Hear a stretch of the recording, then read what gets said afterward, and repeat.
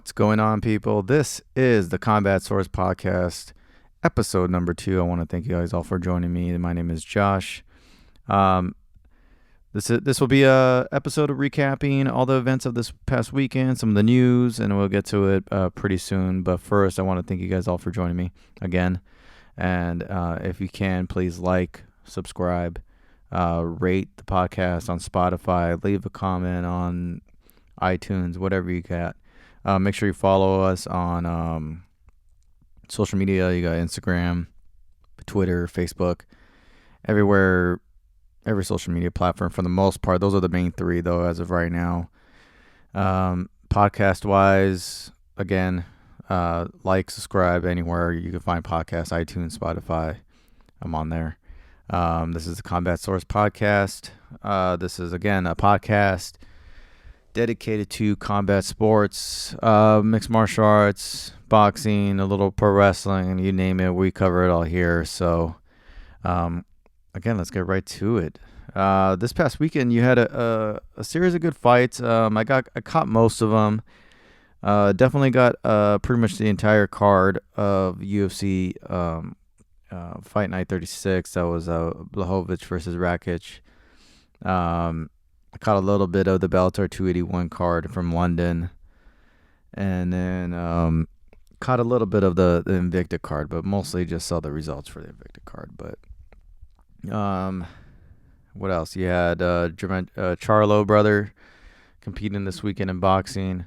That was over here in, I believe it was Carson, California, just outside of the downtown area. We have a lot of the Coliseum, and you have the LA Galaxy's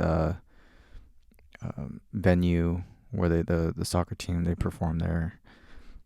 You have a lot of event space. This is basically the area which they held the Charlo fight that went on Saturday night. Man, there's the second episode. So again, just a little bit of information on myself. Former UFC intern, media member, mixed martial arts media member for about 6.5 years. Previously with the MMA Complex podcast, which I started and alongside a co-host myself, James, who is, again, you guys who do know us, who do know me,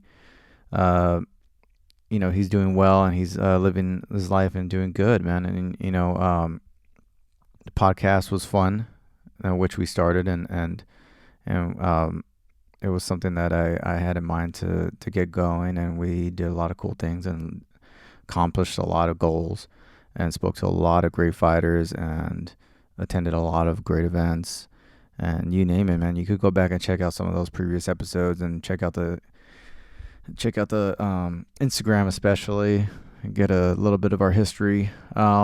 And this is a brand new project. It's a brand new project for myself. This is a solo project for myself. This is primarily an audio podcast. Eventually, I'm going to get the YouTube going, maybe even do a couple of live streams at some point. See, as things roll on, as things progress. So let's get to the fights this past weekend.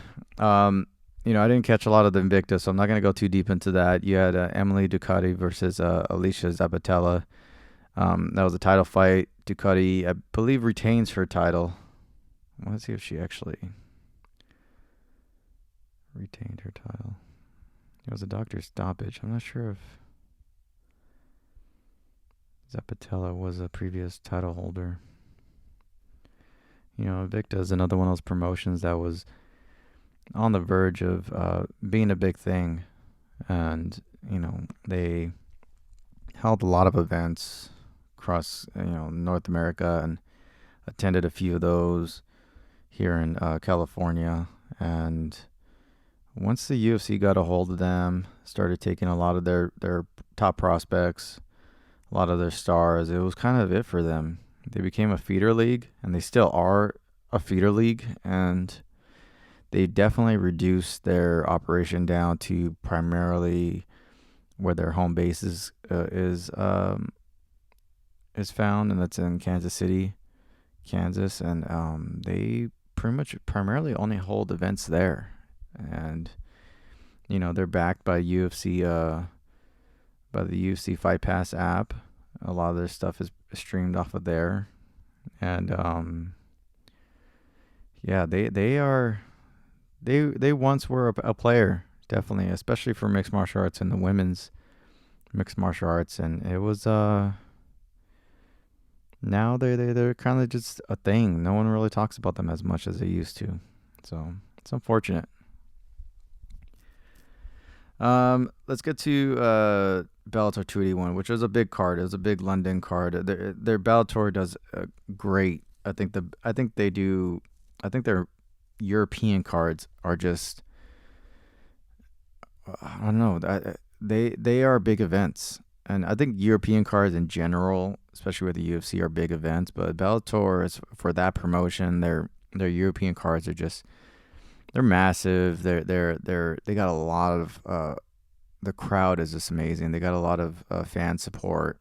The support of each of the fighters and their own personal fan bases, family and stuff like that. They definitely show up.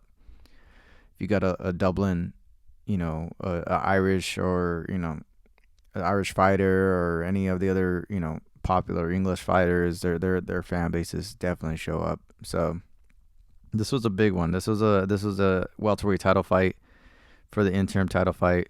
This had Logan Storley versus Michael Venom Page.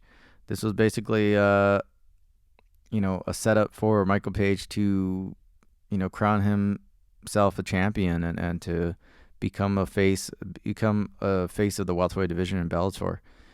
And unfortunately, it didn't go that way.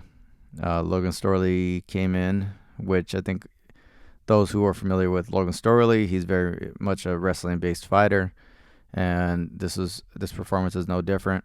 Even you have Scott Coker criticizing his performance as a lay and pray type of performance, which you don't see a lot from Scott Coker. He's very more reserved and quiet. A very nice guy too, and doesn't like to speak negatively on any of his fighters. Will speak his mind from time to time, but again, he's very calculated with his words, unlike like a Dana White. Dana White just says whatever he wants and disrespects fighters all the time. Scott Coker is not like that. So it's unfortunate for Logan Storley to beat somebody on the card like Venom Page and ruin the party and crown himself an interim title holder, and it sucks even for Logan Storley to get that kind of recognition from his boss, but it is what it is. Venom Page, we know he's amazing striker. Wrestling is definitely his kryptonite. You get a fantastic wrestler in there, and especially, let's say you put him up against the welterweight division in the UFC, which is wrestling heavy or ground fighter heavy. It's going to be a tough go for him, I think, in any of UFC's upper divisions, in the welterweight division, lightweight division, middleweight division. It's going to be a tough go for him. Venom Page is an amazing, amazing striker, a great personality. I think someone that could have been very, very big in the world of mixed martial arts and has been around for a long time, but has never really achieved elite status. Has fought a lot of guys that were, in a lot of people's opinion, lower caliber fighters than he was. And anytime he's ever, fought a fighter that was close to his caliber or higher, he's, for the most part, come up short, especially if they had a wrestling background. Now, he beat Diego Lima in their rematch, but, Diego Lima's not a wrestler. He beat him in striking the first fight, and they lost in a close, I believe, split decision in their second fight. And it was primarily a stand-up battle, so I don't know. Where does Michael Venom Page go from here? I don't know how many fights he has left on the contract. I'm pretty sure he's probably going to stay with Bellator. He's just one of those fighters that I don't see him achieving elite status. I don't see him achieving that fame that we all thought he was going to. I think he's content with being, just making money, getting fights, getting some wins, testing himself against elite competition, maybe or maybe not coming up short, and just kind of doing his thing. I mean, obviously, I believe he would like to have a ton of money. I'm sure he's not cheap for Bellator. He's probably expensive. I don't know. I think Bellator would like to keep him. I don't know if UFC is all that interested in him. It would be fun to have him in the UFC, but I don't know if it's really gonna happen. I don't know what's gonna happen with Michael Bennett Page. This was his night, and it came up short. He should have performed. A lot of people felt actually he won the fight. I could see that, but it just didn't go his way. And you have Logan Storley, who's who's now the interim title holder, and we'll see what happens with that. I think if Bellator reaches a deal with AJ McKee, this is potentially a matchup for Logan Storley down the road. So we'll see what happens. Fabian Edwards. Now, going back to AJ McKee, I believe he still has 1 or 2 fights on his contract, so he's not going anywhere, not yet. But things aren't looking good in terms of negotiations, and with AJ McKee being where his last performance, having a loss, asking for a lot of money, it's I don't know. Unfortunately, the sport is not at that level yet, and I applaud AJ McKee for putting the pressure on Bellator, putting the pressure on PFL, putting the pressure on UFC. But he needed that win against Pitbull, and he didn't get it.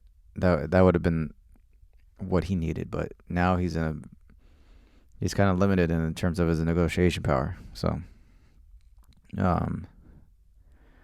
we'll see what happens with that. Fabian Edwards, brother of Ian Edwards from the UFC.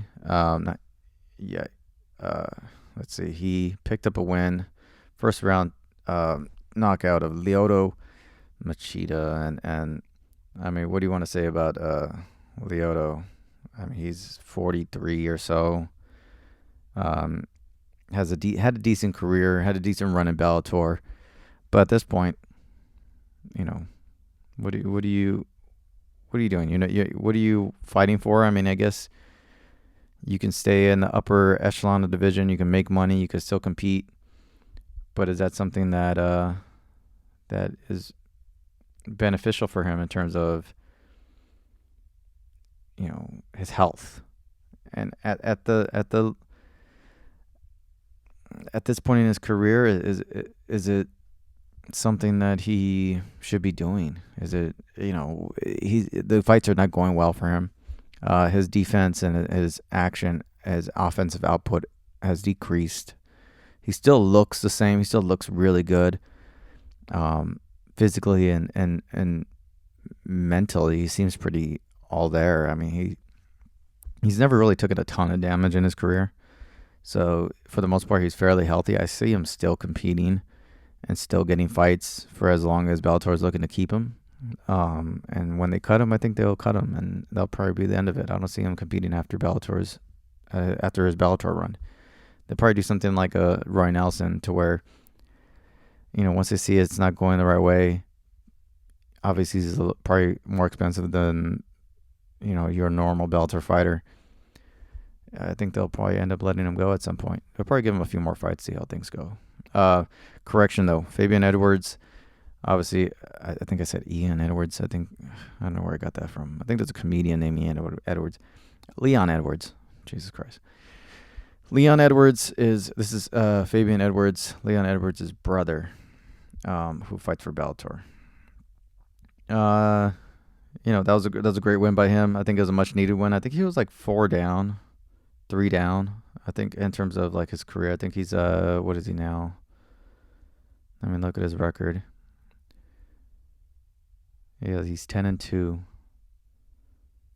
Before this Machida win, he was undefeated, and then he lost to Costello Vance Dennis at Bellator Milan. He lost to Austin Vanderfort at Bellator 259 back in May of 2021. He has been out for about a year now, and then picks up the win against Lyoto Machida.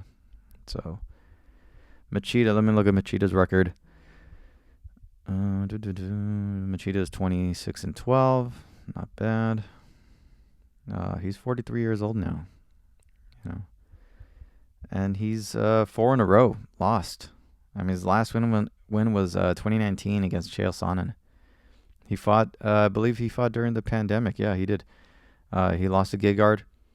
Let's see, but I think it was by split decision. He lost to Phil Davis by split decision. He lost to Ryan Bader by unanimous decision, and then he lost to Fabian Edwards by KO.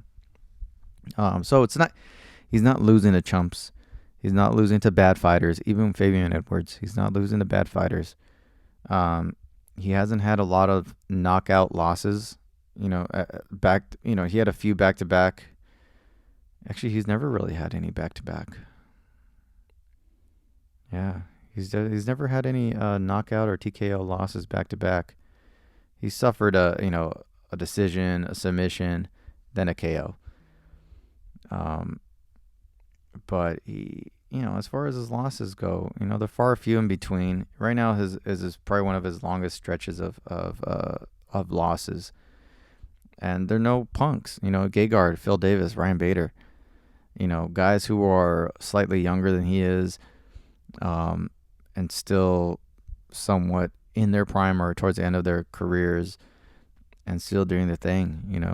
Fabian Edwards is no slouch and no punk. You know what I mean? So it is not good for Lyoto to lose 4 in a row, and his last loss a bad KO. But it is what it is. I mean, Bellator I don't know how many fights he has left on his contract, and Bellator will have to really consider if they want to keep him on their roster, because he is costly. I'm sure he is expensive. And if things head in this area, I think they'll give him 1 or 2 fights and see how things go. I think that's what they'll do. And if he loses, and especially if he loses badly, I think that'll be a career for Machida. And on his own, I mean, just call it a day, No? 45, I would say around the age of 45, call it a day. Just call it a day. Go back, be an instructor, set up a couple gyms, Machida Karate, all across the Southland. I think he's based out of here in California. And just do that, man. He's a big name. He's made a lot of money. He's a former champion. He's one of the revolutionized the sport in terms of striking with karate based. After him, you seen a lot of successful karate guys come in, and in a way use his style. And his style continues to give people problems, even at 43. So, Machida's was always one of my favorites, man. Especially when he came on board and he came into the scene. He was somebody to really like and to really root for. Let me see here. You have Kana Watanabe against Denise Kiel. That was an impressive win by Kana Watanabe. I thought she looked really good, 11-1. Denise Kiel 6-4. She's a former kickboxer, making her transition to MMA. Has done fairly decent in that. Kana Watanabe, I mean, came out I think in the second round, went for a double leg, took her right down, and then ended up getting a triangle choke. And I mean, she was very impressive ground game. Very impressive. Started a little rocky for her. I think she got clipped with a right hand, I believe. I don't know. Denise Kieltz is, I think her ground game has come a long way. Her ground defense has come a long way. Her striking is fantastic. She's still relatively young. And, she's one of those people that I think Bellator wanted her to become a face of their promotion because she's also attractive and all that, and has a decorated career in kickboxing. But it doesn't seem like it's going to be in the cards for her as far as mixed martial arts goes. And Kana Watanabe is definitely somebody that, I mean, as far as Japanese fighters in all go, she looked impressive. I'll give her that. She looked very, very impressive, very dominant victory for her. Paul Daly, man. I mean, not many of you guys, I don't know how, if you guys are new to the game and new to the watching mixed martial arts, watching UFC, watching combat sports in general. but Paul Daly has been around for a long time. I mean, I've been watching the sport since the early 2000s.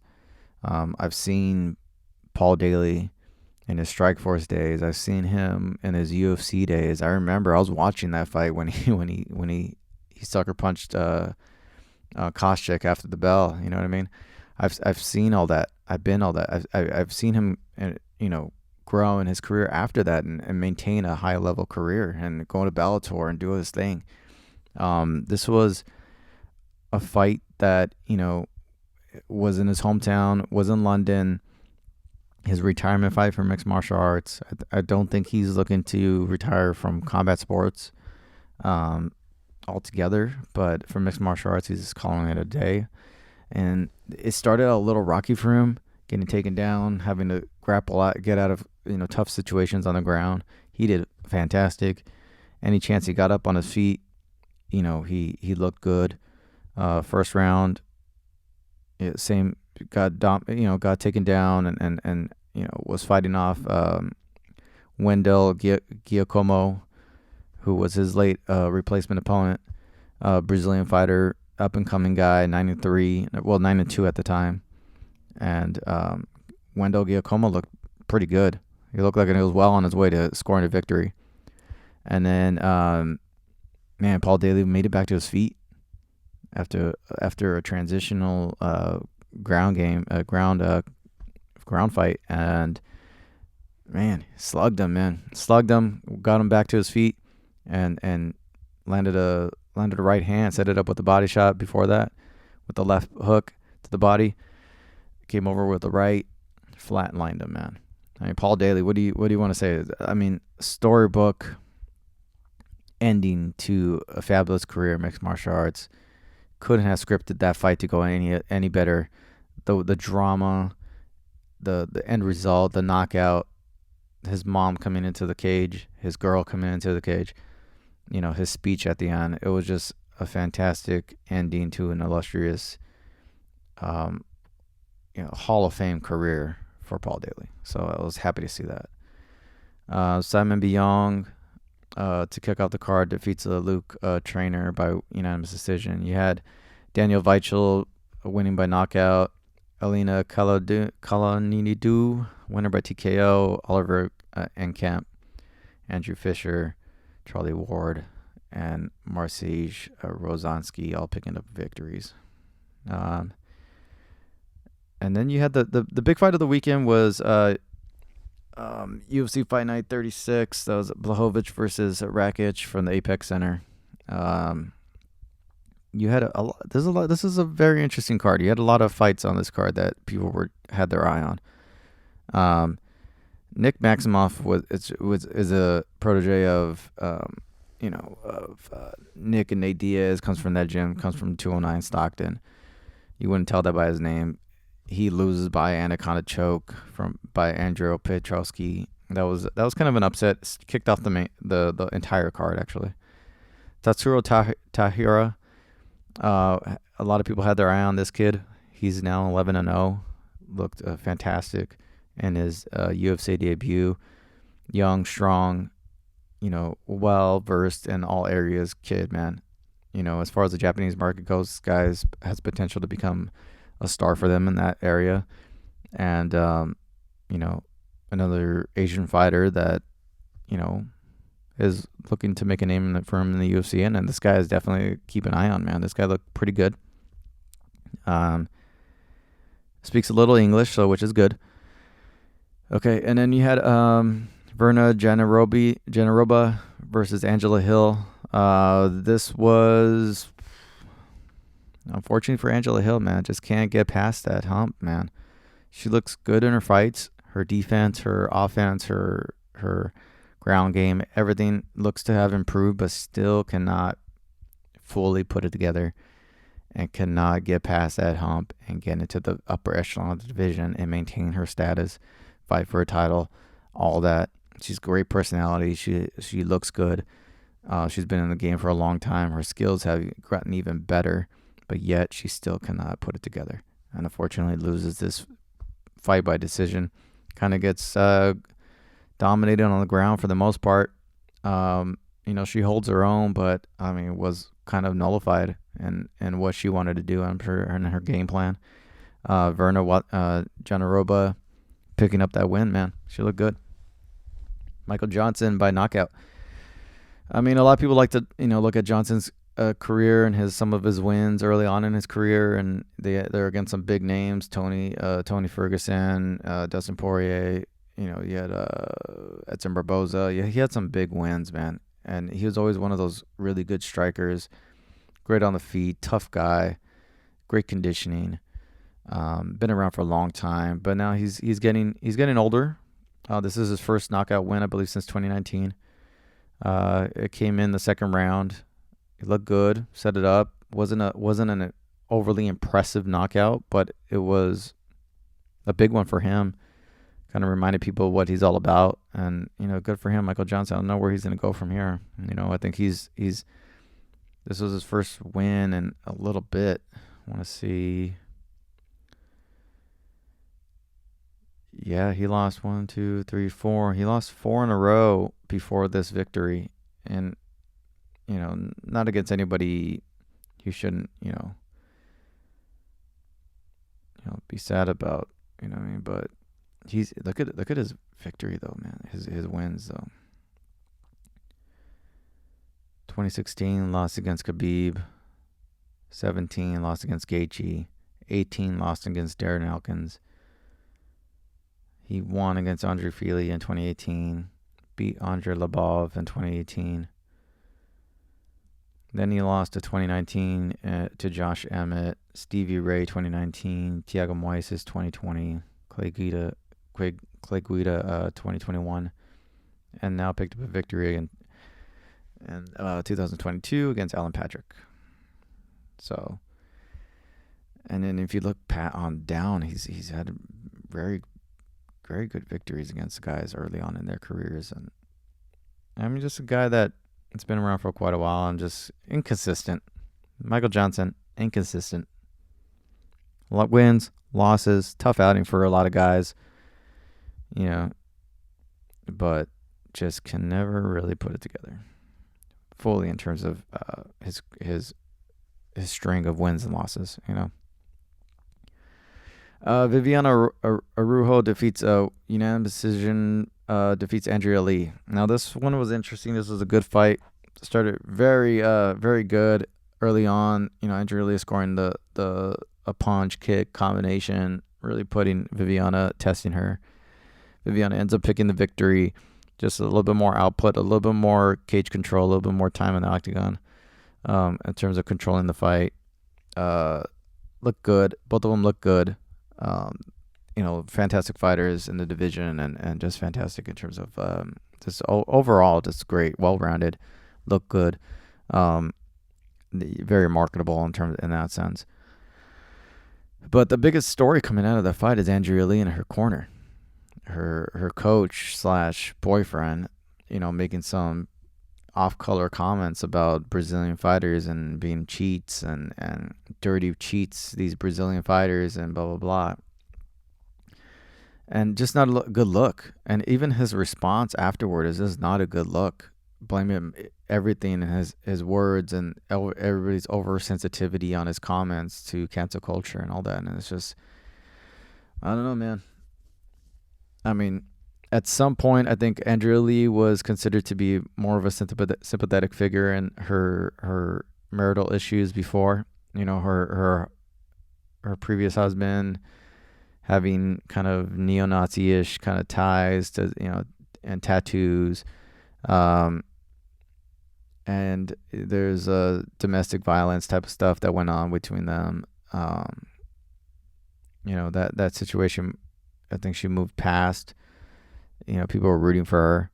And then she hooks up with this guy / trainer, fighter, coach. And he seems to have a lot of the same ideological traits, as her previous partner. I think there's not really an excuse for Andrea Lee at this point. You're dating the wrong kind of people, and you know what?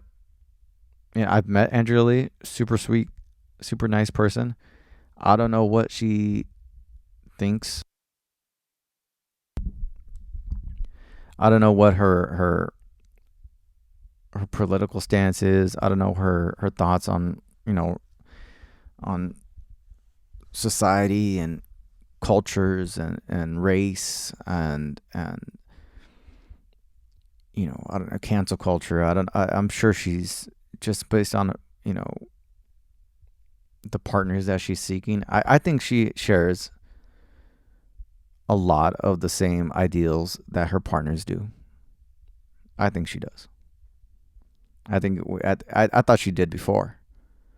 You don't get with somebody like that without thinking at least a little bit of the same as they do. You know what I mean? If your ex-husband had, Nazi-ish tattoos, neo-Nazi, and yeah, I'm not saying he was, but his tattoos were, Nazi-affiliated tattoos, and I don't know. I just feel at some point, just based on experience of seeing people that are with somebody that you don't think that they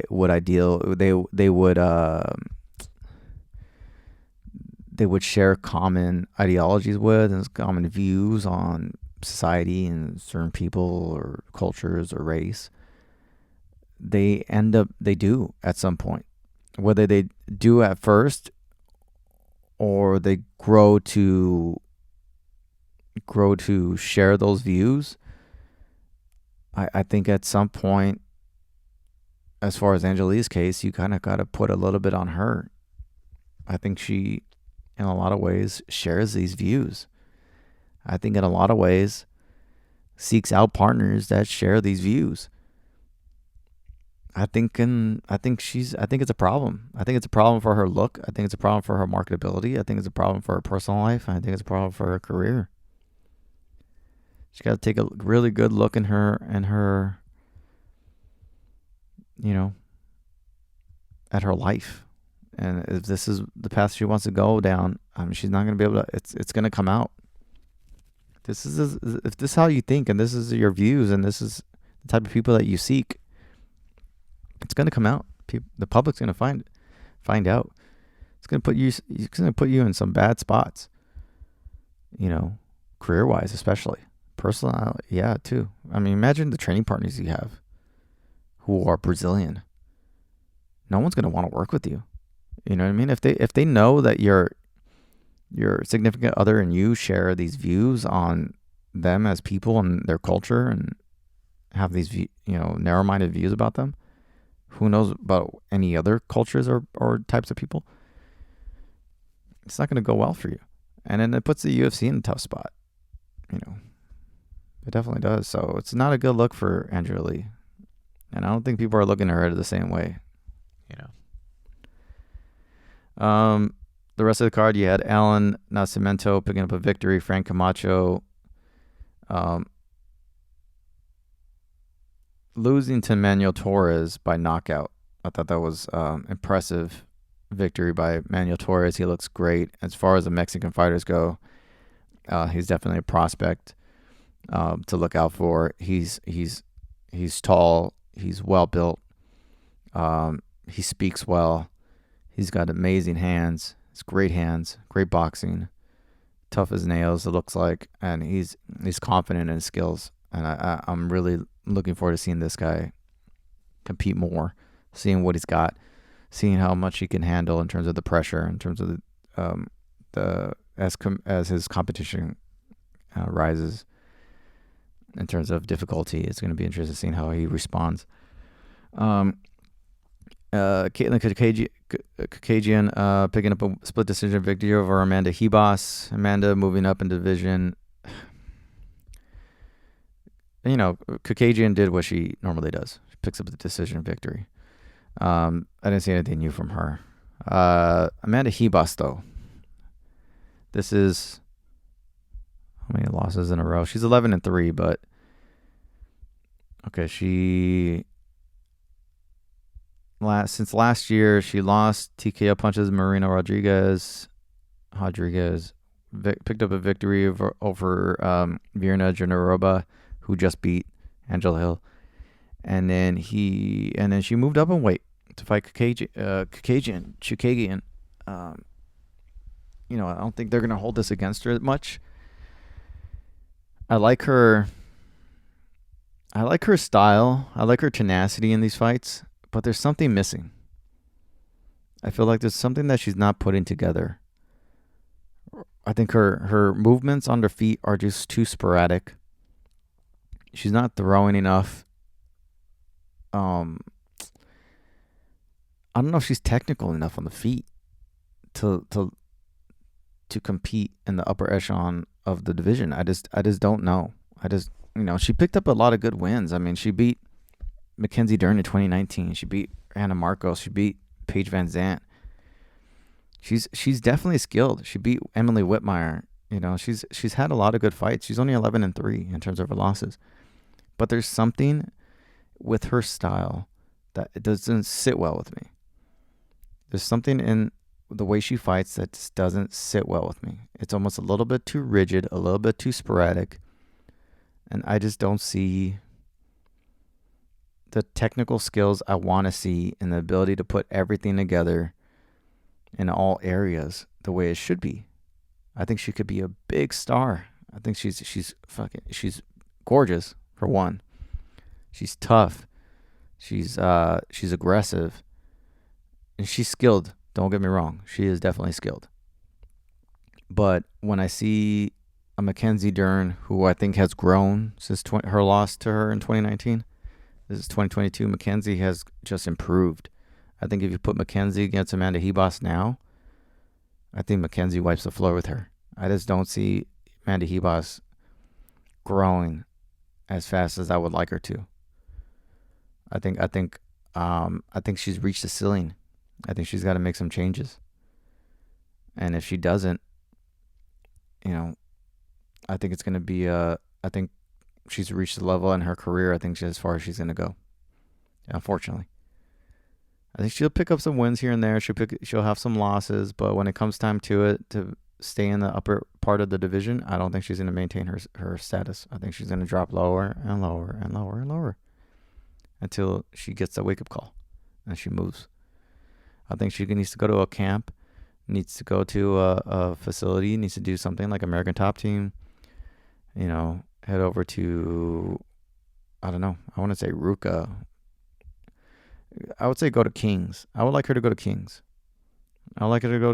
Train with Cyborg. I would like her to do that. That's where I would like her to go. I think it'll be good for her. I think she's got a lot of guys and girls that will test her. And a coach like Rafael Cordero, I think, could do a lot with her. I don't know.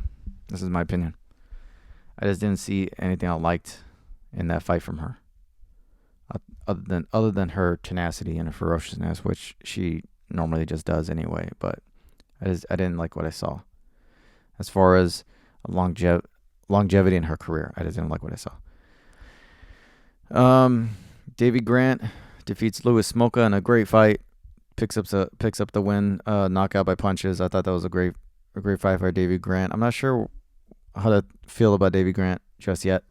I think his striking is fantastic. I think his size is great for the division. His toughness. He just seems, I don't know. There's something. He doesn't seem like he's title ready anytime soon. I don't know if he's number one contender fight ready anytime soon. I don't know if he's the type of fighter that I see maintaining a top level 5 spot. I see him as a top 10 fighter. And it's not against his skills. I think his skills are there. It's just personality-wise. Just the overall feeling you get from him, I don't see him as an upper echelon division fighter. But I think he's got the skills for it. I think it's a tough outing for anybody. I think he takes a lot of punishment, though. I think he takes a lot of damage. If you get a guy in the upper echelon of that division, I think it's going to really put him to the test, and I don't see him lasting. I just don't. I don't know why. Something about him. But I think his skills are fantastic, especially his striking. Great. He's 12-6. See how it goes. This is a good win for him. Jan Blachowicz defeating Rakic. This was an interesting fight. I thought it was, Jan picking up the victory. TKO win. Much needed win for Blachowicz. I thought they were equally comparable to their skill set. I thought they both looked really good. I thought they both had moments in the fight for as long as it lasted. And unfortunately, Rakic, I think he ended up coming out today that he has a ACL tear, and that's he had just come from a long layoff injury, and now he's going to be out for at least another year and a half. It's bad news for Rakic. I think it's tough for him. It's an ACL tear. It's a long road ahead for him in terms of recovery. Luckily, it happened in the cage, and luckily it happened during fight week and all that stuff. So the UFC will take care of him. And luckily he's young. I think I want to say he's in his 20s, maybe in his early 30s.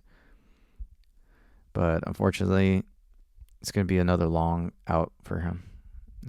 I wouldn't say that he was well on his way to win. I think it was fairly even at that point in terms of what they're both bringing to the fight. But yeah, it's unfortunate, man. Blachowicz, I think he needs another win or two. I know Glover offered him a title fight if he got by past Yuri Prochazka this coming summer. I think Jan needs another victory. I think he needs another win. He needs a more convincing win to get a title fight. And I think the UFC probably feels the same way. I don't see him getting a number one contender spot after this.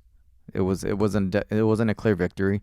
He didn't look like he was dominating the fight in any way. It just looked like a good competitive scrap that was probably going to go to decision. Unfortunately, it ended up with an injury. So Blachowicz, I think, looked good. He looked dialed in. Everything looked good for him. He wasn't taking a lot of damage. He looked like he was in the fight. I liked the look. I liked what I saw from Blachowicz. He looked like he went in there to win. And this was definitely a fight that was set up for him to lose. I think UFC was hoping that Rakic was going to go in there, take him out. He was going to be the new guy, the new young prospect that they were going to push. And unfortunately, Blachowicz, at least for the UFC, ended up maintaining his status as an elite fighter in that division. And I think he'd probably, in my opinion, I would give him one or two more fights before I put him in a number one contender fight, or at least give him a title fight. Give him one more fight. I think there's another light heavyweight fight that's coming up pretty soon. I believe it has Anthony Smith in it. I forgot who he's fighting. That I would put as the number one contender fight, or as the winner of that fight Blachowicz to see who fights for the title. What else? I didn't really see much of the Charlo fight. I don't want everyone to comment on that. I think Charlo picked up a victory. He's going to see where he goes from that. I don't see him getting Canelo or anything like that. But, there are a few of those, there are two brothers. So I don't want to comment too much on that fight, especially because I didn't see too much of it. I caught the highlights of that one. Let's go with some of the news for this week, and then we'll talk about the fights this weekend. Let me see here. It looks like the match between Anderson Silva and Floyd Mayweather and Dubai may or may not be back on this Saturday. I know there's some issues in terms of getting that fight cleared for whatever reason. I haven't looked into it. It was scrapped last week. Mayweather came out recently saying that it looks like the fight might be back on this Saturday. We'll see how it goes. That is still in the process of being a possibility. You had Ashley Evans Smith getting a 14-month suspension for steroids. She tested positive for. Let me look at what she got tested positive for. She tested positive for.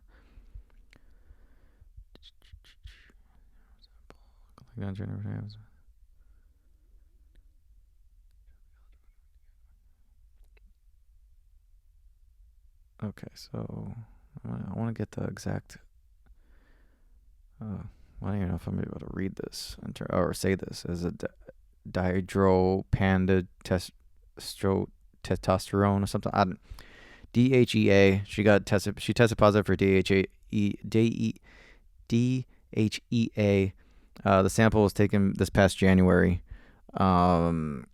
It was at a competition, so she wasn't. It wasn't a fight sample. This is not something that she was in fight week 4. This was not anything leading up to a fight or the results of a fight test. This was just at a competition, USADA testing. She ends up getting a 14-month suspension, retroactive from January 3rd, and she'll be able to compete next year, March of 2023. You know, Evan Smith is also one of those fighters I think is just in the division as somebody that is competitive enough to hang and give some of the more active competitors a test. You know, I don't see her being somebody that UFC looks at as being a title contender, a number 1 contender. I don't believe she's very highly paid. She's not a household name. Of MMA fighting fans know who she is.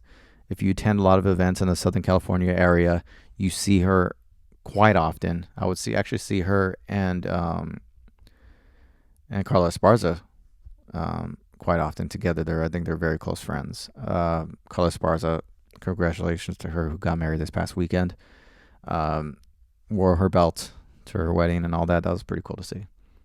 Whatever you think of the fight and the results of that fight. So yeah, Ashley Evan Smith, 14th month suspension, retroactive from this past January. She'll fight. She's eligible to fight again back in next year in March. You have, things are not going well for Cain Velasquez. That's still an ongoing situation. He got denied bail again. Unfortunate to see how that's going about. It's really, really sad to see, and the fact that the guy who's being is accused of doing a lot of the molestation, which is the whole reason for this whole situation kind of transpiring in the first place. You don't hear anything about that case, or there being a case at all. I don't know what's going on with that. Let's see here if any fight matchups. I want to get a little bit of this going. It was a pretty quiet week, and there wasn't a lot of the matchups got announced last week, and we talked about them last week, and there wasn't really a lot that got announced this past week. A lot of talk going on with Dustin Poirier in terms of his future matchup. There's a lot of names that are being thrown out there. He's calling out some people like Colby Covington and that's an ongoing thing with him. I'm just seeing a lot of chatter online, a lot of chatter on Twitter with Dustin Poirier. I haven't checked out his interview with Ariel. I haven't seen that one yet. I don't know if you guys have checked that out. Makhachev, very active on Twitter, talking a lot, trying to get that thing settled and getting his fight confirmed with Oliveira. He's hoping for Dubai. I don't see Oliveira really wanting that, but Poirier might be. I saw somebody, I think it was Mike Heck, threw out Islam versus Poirier. I thought that was a good matchup. I would like to see that.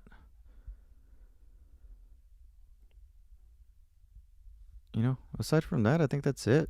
You have this coming week, you have Holly Holm is against Vieira. I thought that's a good matchup. That's a good fight coming up. Be interested in seeing that. Let me look at that card real quick and get you guys a card here. You have one championship. Has 157, May 20th. That's Eagle FC featuring Jorgen De Castro and Junior Dos Santos headlining that. That's on FLX Cast, Eagle FC this weekend. And you have Holly Holm against Caitlin Vieira is this weekend. Michelle Pereira versus Santiago Ponzinibbio. Nijikawani versus Todorovic. And Paulina. You have Tabitha Hisi against Poliana Viana. That's a good one. You have Eric Anders versus Joy Young Park. On the undercard, you have Chase Hooper. You have he's fighting Felipe Colares. I'm not sure who that is. It's a thin card. I'll just say that it's a very, very thin card. You have some interesting fights, interesting fighters.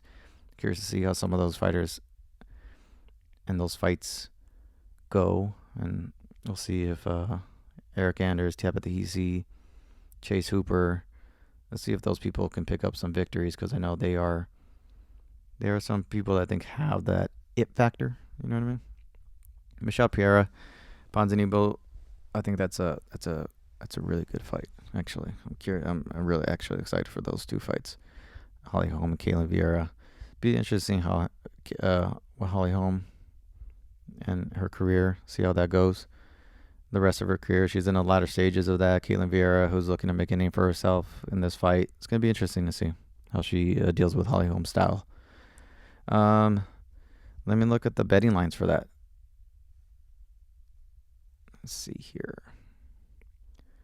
For this weekend's UFC card, let me look at the betting lines. Give me one moment, people.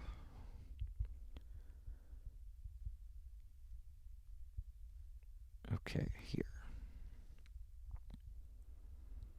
We have Caitlin Vieira is the underdog at plus 195. Yeah, Holly Holm is a favorite at minus 250. Michelle Pereira, favorite at 125. Ponzinibbio. Oh, this one's pretty even. Minus 105. Michelle Pereira, minus 125. Chidi Nijikawani is the favorite at 225. Todorovic is plus 185.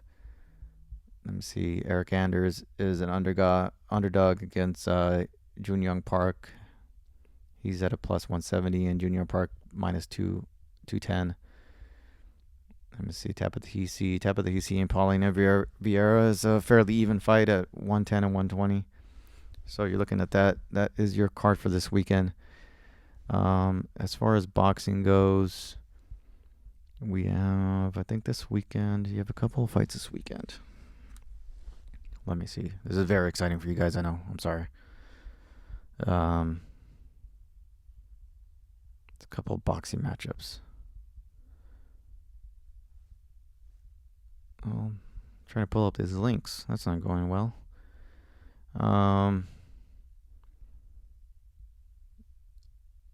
Let me see here.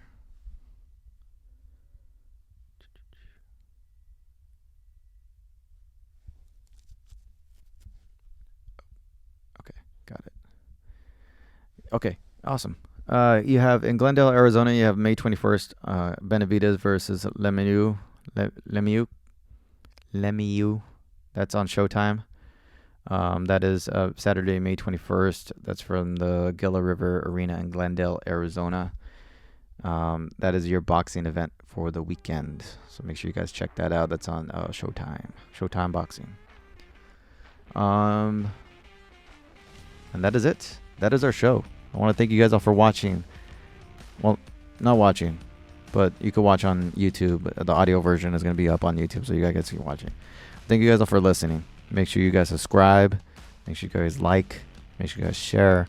Make sure you guys leave a rating, 5-star rating on Spotify and iTunes, and leave a comment. Follow on social media, Instagram, Facebook, Twitter at Combat Source. So my name is Josh. Thank you guys all for listening. Enjoy the fights this weekend. I'll catch you guys all next week.